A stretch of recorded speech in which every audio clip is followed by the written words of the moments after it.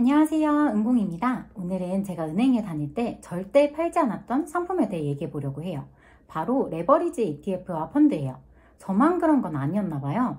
코스피 200을 추종하는 레버리지 펀드가 있었는데 이 펀드의 95%였나? 아무튼 대다수가 직원들의 매매라고 하더라고요. 직원들은 매매하면서 손님한테는 못 파는 이유 궁금하시죠? 지금부터 그 이유와 어떻게 이런 상품을 피할 수 있는지 알려드릴게요.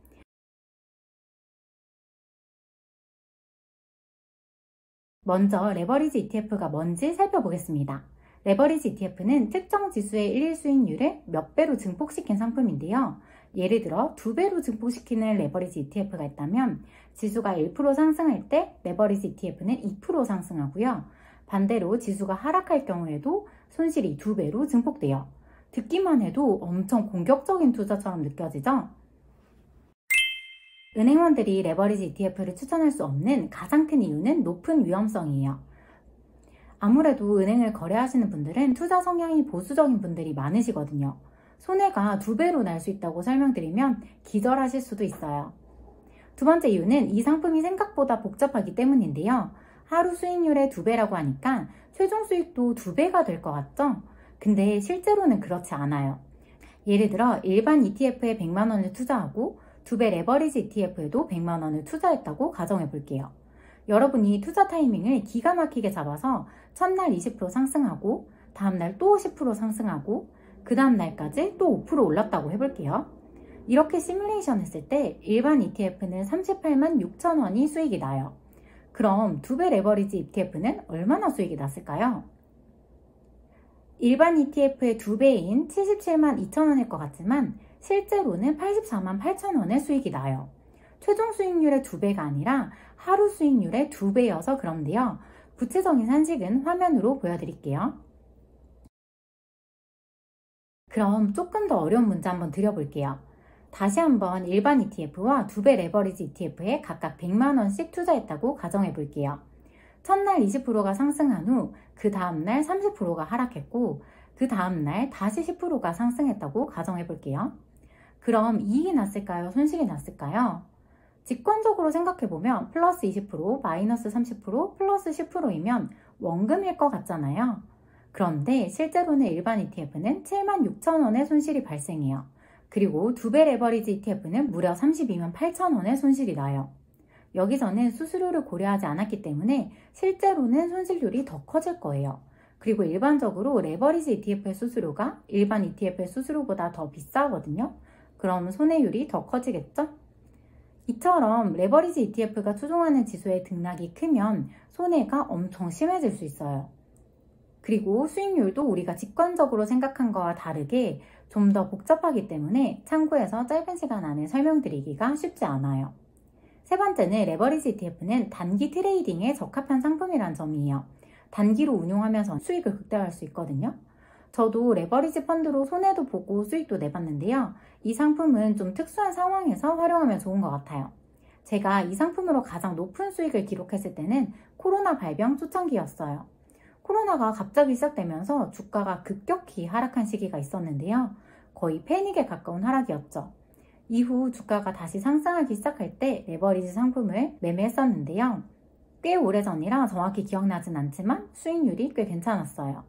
그런데 워낙 위험성이 크니까 오래 보유할 수는 없더라고요. 그래서 한동안 상승장이 지속됐음에도 불구하고 초반에 투자했다가 빠르게 매도했던 기억이 나요. 이런 특수한 상황, 즉 앞으로 일정 기간 시장이 상승할 것 같다는 강한 확신이 들 때는 단기로 운용하시는 건 괜찮을 것 같아요. 하지만 기본적으로 장기 투자를 할 때는 적합하지 않아요. 그런데 대부분의 고객들은 매일 주가 지수를 확인하면서 즉각적으로 대응하기가 쉽지 않거든요. 또 은행원들도 워낙 관리하는 고객들이 많다 보니 그렇게 고객들을 관리해드리기 어렵거든요. 그러다 보니 레버리지 상품을 추천해드릴 수 없어요. 그럼 지금 고객이 아니라 유튜브를 보고 있는 여러분들께는 제가 추천을 드릴까요? 앞의 세 가지 이유로 저는 여전히 레버리지 ETF 상품을 추천드리지 않습니다. 레버리지 ETF는 높은 위험을 감수할 준비가 되어 있고 경험이 풍부한 투자자에게 주로 적합하거든요. 따라서 이런 위험성을 충분히 이해하는 후에도 수익률을 극대화하기 위해 이를 감수할 수 있는 경우에만 투자를 고려해 보시길 바래요. ETF를 고를 때 이렇게 위험한 레버리지 상품을 실수로 가입하면 안 되잖아요. 그래서 마지막으로 ETF 이름을 읽는 방법을 알려드릴게요. ETF 이름은 브랜드명, 기초지수 또는 종목, 운용 전략으로 구성되어 있어요. 예시로 가져온 코덱스 코스닥 150 레버리지를 보면요. 코덱스라는 브랜드명을 가진 코스닥 150을 2배로 추종하는 ETF라는 걸 알 수 있어요. 하나씩 조금 더 살펴볼게요. 첫 번째 부분인 브랜드명을 통해 ETF 운용사가 어딘지 확인할 수 있어요. 아파트 브랜드명을 보고 건설사를 아는 거랑 비슷한데요. 예를 들어 힐스테이트라는 브랜드명을 보고 현대건설이 지은 아파트라는 것을 아는 것과 같은 원리예요.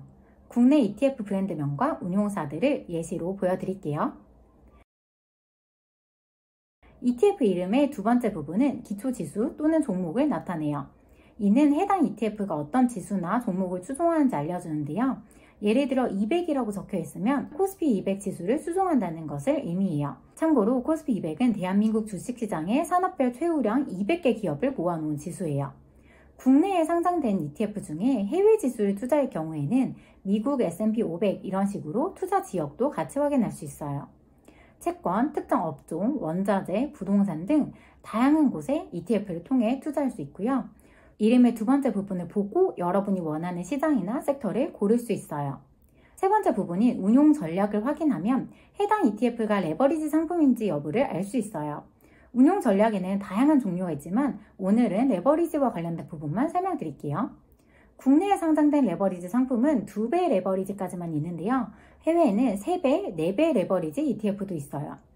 인버스 레버리지라는 것도 있는데요. 우선 인버스를 먼저 이해해보면 인버스라는 건 기초지수의 일일 수익률이 하락할 때 수익을 얻도록 설계된 상품이에요. 즉, 기초지수의 성과와 반대로 움직이는 거죠. 그래서 인버스 레버리지는 기초지수와 반대로 움직이면서 하루 수익률을 배로 확대하는 거예요. 이걸 곧버스라고도 불러요. 여러분, 오늘 영상에서는 레버리지 ETF를 추천하지 않는 이유를 설명드렸어요. 요약하자면 레버리지 ETF는 높은 수익을 추구할 수 있지만 그만큼 높은 리스크를 동반하고요. 매일의 시장 변동에 따라 레버리지가 조정되기 때문에 장기 투자 시 기대한 수익률과 실제 수익률이 크게 차이가 날 수 있어요. 이런 부분을 충분히 이해하고 나서 투자 결정을 내리시길 바라고요. 추가로 ETF 이름을 통해 해당 상품의 기초지수와 투자 전략을 파악하는 방법도 설명드렸습니다. 오늘 영상이 여러분의 투자 결정에 도움이 되었길 바라요. 다음 영상에서는 어떤 ETF를 투자하는 게 좋은지, 투자를 할 때 어떤 요소들을 확인해야 되는지도 설명드릴게요. 앞으로도 유익한 정보를 공유하며 여러분의 더 똑똑한 금융생활을 응원하겠습니다. 오늘도 영상 시청해주셔서 감사합니다.